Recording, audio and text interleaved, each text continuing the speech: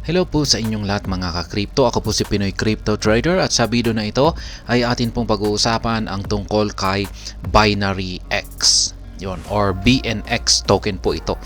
Ito po ay isang requested na review mula kay ka-crypto rito. Nais po niyang malaman kung anong klasing token siya. At ayan, bago po tayo magpatuloy ay nais ko lamang po munang bigyang linaw ang aking disclaimer kung saan ang nilalaman po ng video na ito ay hindi po ito isang financial advice. For education and information purposes lamang po ang layunin nito. Maliban po dito ay nais ko na rin pong magbigay babala na wala pong kahit anumang group chat ang Pinoy Crypto Trader. Ayan. Ayan po ulit. Ano ang paki-cover ang Binary X or BNX token, kung anong klaseng token siya. Ayan, syempre ang unang pupuntahan natin dito ay si CoinMarketCap. Ayan, ito po ay naglalaro sa presyong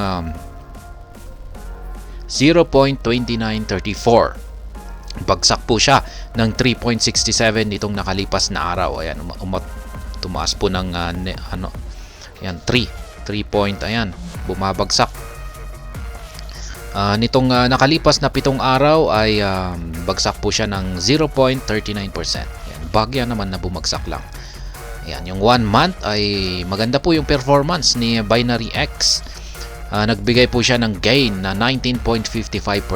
Kaya ayan, maganda po yung kanyang ipinakita. Kaya kumita po yung mga medyo long-term holders dito kay Binary X or BNX token. Maganda naman po yung kanyang market cap. Malusog naman po siya. Nasa 103.2 million. At yung kanyang ranking dito kay CoinMarketCap ay nasa 286. Malusog na rin yung kanyang trading volume. Nasa 4.5 million dollars. Kaya masasabi ko po na maganda, matibay. Meron po siyang matibay na foundation pagdating pa lamang dito sa kanyang market cap at saka trading volume. Yan, gumagamit po siya ng contract kay Binance. Yan, Binance Smart Chain. Ito po yung tinatawag nilang BEP20. Yan, meron silang website dito. Yung kanyang rating ay nasa 3.8. Pagdating naman po ito sa security, yan, yung kanyang security system ay binigyan po ni Certic ng 3.5 na stars na rating. Kay Cyberscope ay mas mataas, nasa 4.1 na star rating. Ayan. Yan, audited po siya ni Certic at saka si Salus. Kaya talagang ibig sabihin ay maaasahan po yung kanilang security. Hindi po ito basta-basta makakaranas ng exploit or hackings. Ayan. Yan po si Binary X or BNX. Meron po silang yan po yung kanilang Twitter. Yan, meron po silang maraming mga followers, 258.4 thousand. Yan, 258,000 na followers. Kaya yan di pagdating pa lamang dito sa kanilang header na yan, header image ay alam na natin na ito ay isang gaming token. Yan, play cyber chess today. GameFi and IGO platform. Ayan po siya, GameFi at saka IGO platform po siya. Ayan yung kanilang nakapin dito na tweet. Equip yourself for a coming new journey of AI hero. Yan, BNX holder, the epic mining rewards are ready in competitive mode. AI hero, BNX competition and mining is coming. Prepare your legions. Ayan. Mga naglalaro po ito. Mga naglalaro po rito kay Binary X. Ayan ay maghanda-handa na raw po tayo dahil sa may paparating na naman na isang competition at saka mining. Ayan, para makakuha ng reward, mga BNX reward po yan, yung ipapamigay nila rito. At saka may competitive mode pa rito. Kung sino yung pinakamagaling na player ay syempre siya ang makakakuha ng may pinakamalaking reward. Ayan, ito naman 18 hours AI hero quiz for ready warriors. Ayan, $30 for 5 each. Kaya yan, to enter yan, para makapag-participate sa yan, quiz warrior na ito. Yan, may sasagutin ka lamang siguro mga tanong dito at pwede kang manalo. Yan, yung mga mapipiling mananalo rito ay mabibigyan ng $30 yan, sa kada isa. Yan, $30 for 5 each. 5 each question po yata ito. Yan. Kaya pag nasagot mo yung isang question ng tama, mabibigyan ka ng $30. para sumali sa pa-contest nila na ito ay kailangan mo lamang daw i-follow yung kanilang Binary X na account dito. Yan, follow mo lamang yan. Pagkatapos niyan ay lagyan mo ng pusuan mo. Yan, NRT. Ayan, i-retweet mo yung kanilang post na ito. Pagkatapos mo yan ay reply and tag at least 2 friends. Yan, pasok ka na sa entry rito. Yan, how many races and classes in AI Hero? Yan lang. Yan po yung tanong dito. Yan, gaano ba karami yung mga races at saka classes dito kay AI Hero?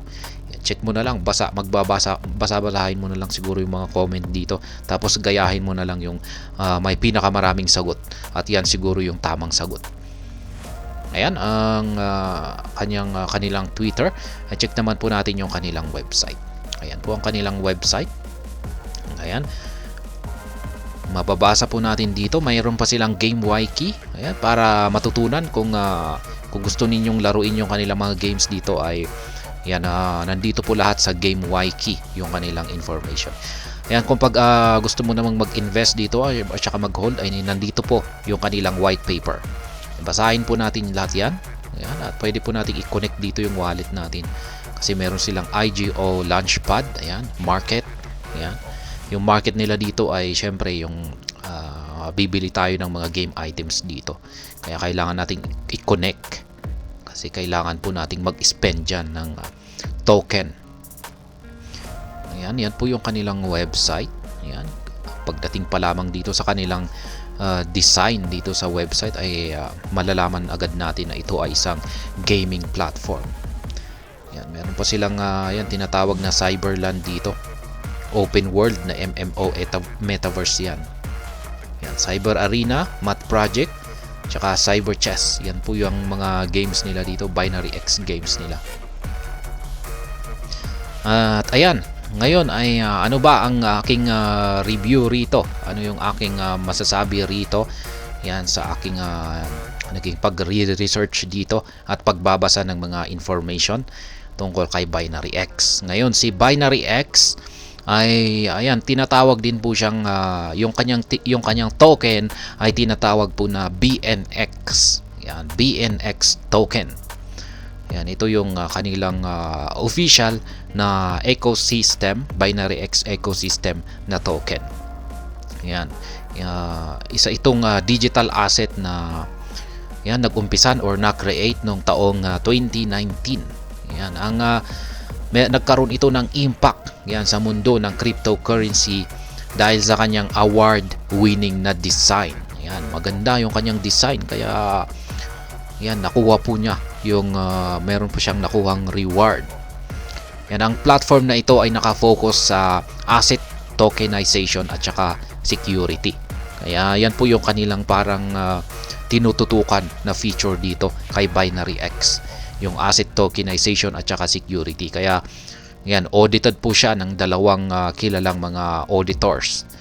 Kaya ayan, ayaw po siguro nilang makaranas ng hacking or exploit, kaya talagang pinagtutuunan nila ng pansin yung kanilang security. At syempre yung asset tokenization nila. Yan, yung ito ay meron po siyang user focus.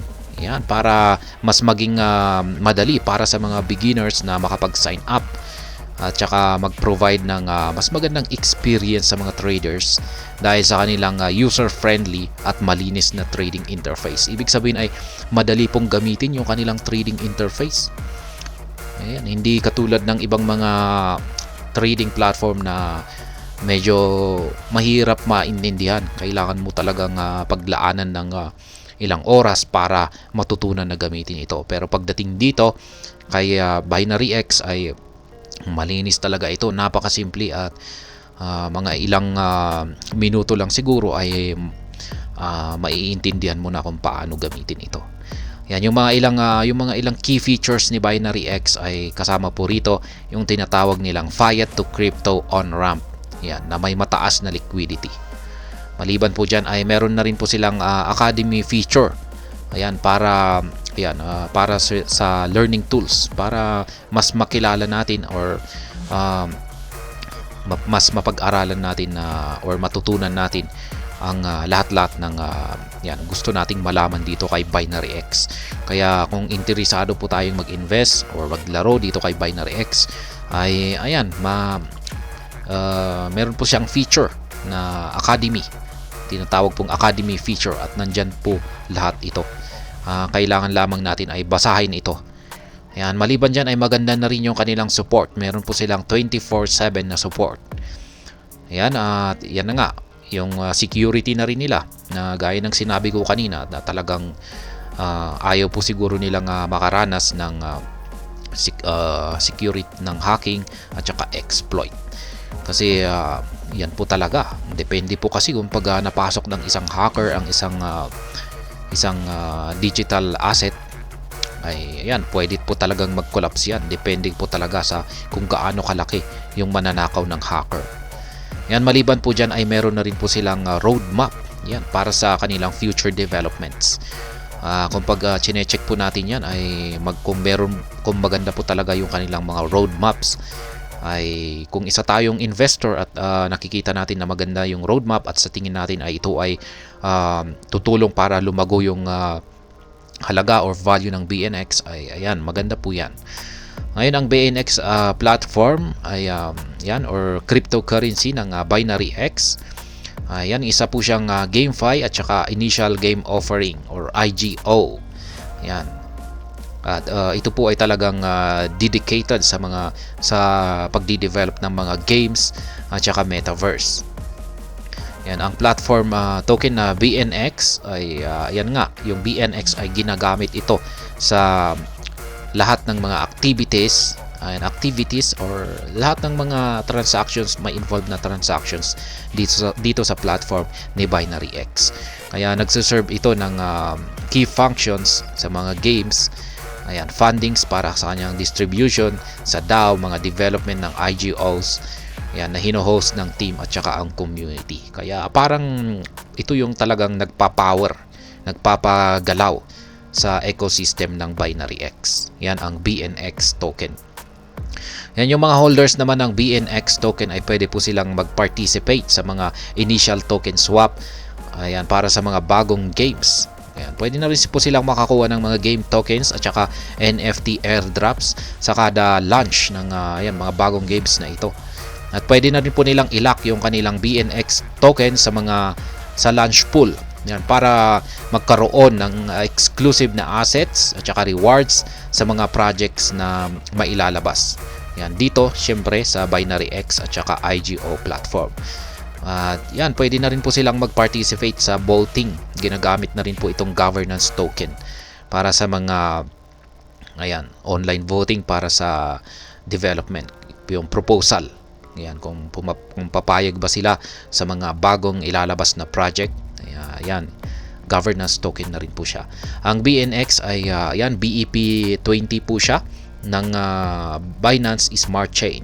At yan, na-audit po siya ng CertiK at mataas po yung kanilang score, 83. Kaya yan, ang Binary X team ay pinili po talaga ang Binance Smart Chain dahil sa mura po talaga yung cost nito. At mas mabilis yung kanyang confirmations at meron din siyang mas malaki na chain bandwidth. Kaya ayan, indispensable daw po ito or napakaganda raw po ito para sa mga MMORPG game. Kaya yan po, ginagamit nila ang BEP20. Kasi yung paggagamit po sila ng Ethereum ay ayan, matutulad po ito kay Axie Infinity, ang mahal ng mga transaction fee. Yan, ngunit kailangan daw po nating malaman na may ilang mga concerns na lumabas tungkol sa mga projects ng Binary X. Ang ilan sa mga users ay meron po silang na-report noon na mga project na nagkakaroon ng pagbabago or changes sa kanilang mga economic models. Ayan, kaya hindi po yan, ito ra po yung hindi maganda. Kaya yung mga syempre, may epekto talaga ito sa mga investment, mga nag-i-invest or nag-hold ng BNX kung pag ganito, at kailangan po nilang ayusin. Kaya ayan, kahit na masasabi ko naman po rito, kahit na gaano kaganda talaga yung isang platform or isang ecosystem ng isang digital asset, ay hindi natin masabi na ito ay 100% na maganda talaga, na walang flaws or walang error. Yan, lahat po talaga ay meron yan. Kaya syempre si Binary X ay hindi po siya 100% na talagang napakaganda na platform. Meron din po siyang mga syempre hindi nakita ng mga developers na ayusin, or yan, may mga butas na rin po ito maski dumaan pa siya kay Certic. Yan, talagang sa audit meron at meron pa rin pong flaws ang lahat ng mga platform. Yan. Pero sa kabuuan ay maganda naman po talaga ang Binary X. Ayan. Kaya po siya nagkaroon ng nagkaroon po siya ng 19.88% na gain nitong nakalipas na buwan, at ayan, meron siyang nasa ranking na 296 ranking na market cap dito kay Coin Market Cap. Kaya ayan, matibay po yung kanyang foundation, at saka masasabi ko po na okay po itong si Binary X. Ayan, at masasabi ko ay para sa mga long term po ito talaga. At yung syempre mahilig sa mga games.